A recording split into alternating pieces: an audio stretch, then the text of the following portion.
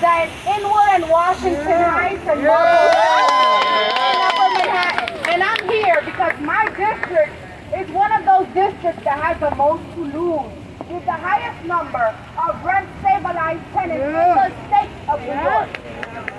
We are here because it is unconscionable that the first action of this administration is to possibly, I'm going to say possibly, because I know that the tenants are going to speak and they're going to have to listen, possibly raise the rent to 9%. That ain't right. That ain't right. That is criminal. And it will result in an exacerbation of the homelessness crisis that we see across the city. It's not enough to say homelessness is an eyesore. Let's take it away. These are people's lives we are playing with. Let me paint a picture. And Linda, my colleague, who has been a champion in Albany, and Yulene, who has been a champion in the Assembly, worked really hard to get the Housing and Stability Tenant Protection Act passed so that tenants could have the right to stay in their apartments.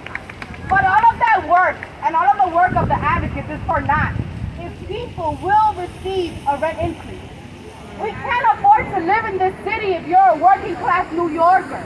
You can't afford to stay in your apartment that, by the way, in my community, is dilapidation, mold, lead, leaks, no energy, no electricity, no accessibility, and the issues go on and on.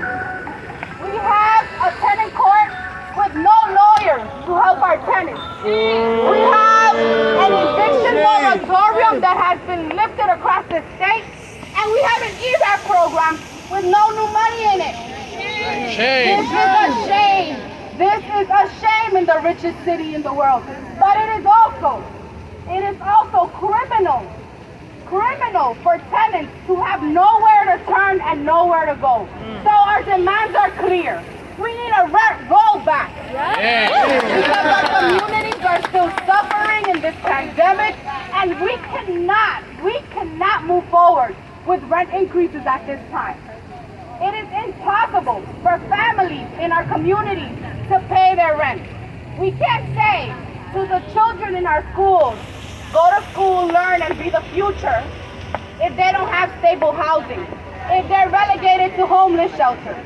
Enough is enough, and we're calling on Mayor Adams and his administration to do right by the tenants of New York. Because while the landlords may have the hefty pockets, the tenants of New York are the heart and soul of this city. And we will not stop until our voices are listened to. I was a rent-stabilized tenant for my entire life.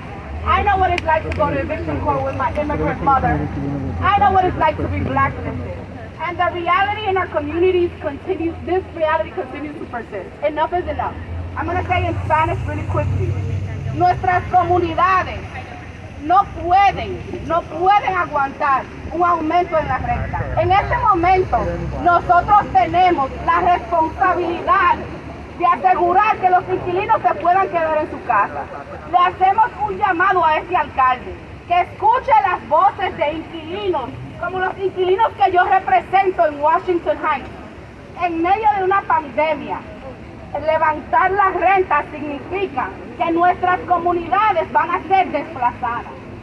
La primera acción de esta administración no puede ser, no debe ser en contra de los inquilinos. Nuestro llamado es claro y los inquilinos nunca se van a dar por vencer.